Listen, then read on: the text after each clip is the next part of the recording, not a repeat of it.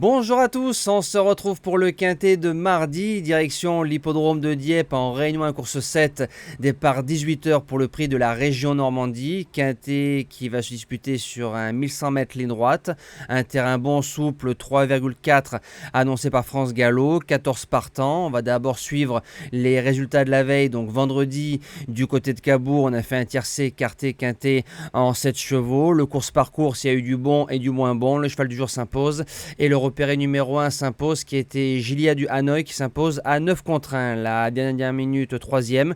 Et une réunion où il y a eu du bon et du moins bon dans l'ensemble. À Cabourg, c'est toujours des réunions pas faciles.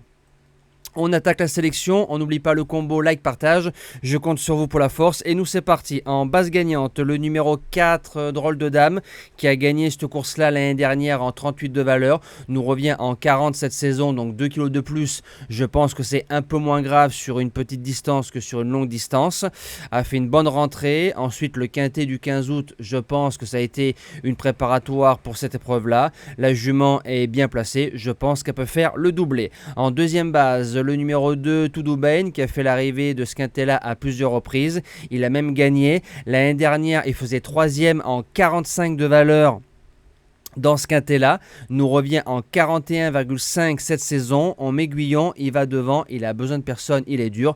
Je le vois dans les 3. Pour les chances, le numéro 7, Drogo, qui a 3 sur 4 sur la piste, 2 sur 3 sur le parcours. Au mois de mai, il battait un certain Purest Time, ça sent la course visée, mais ne répète pas ses valeurs dans les quintets. Mais dans un bon jour, pour moi, il ne sort pas des 5. En 4e position, le numéro 8, Whistle and Flute, à part son premier quintet plus où le cheval a fait l'arrivée à 40 contre 1 derrière 3 fois dans le ravin entre guillemets, redescend en 36,5 si on a le vrai Whistle en piste mardi. Pour moi c'est une belle chance pour les places. En 5e position, le numéro 9, Brother of Lilies, a fait un truc dans un quintet de 3 ans début août en revenant de très loin, à quelques références en début de carrière en ligne droite, et je pense que c'est le meilleur 3 ans au départ de cette épreuve, enfin le plus dangereux pour moi au papier. En 6e position, le numéro 13, Ismail Paint, qui a fait 4e de cette épreuve l'année dernière en 37,5,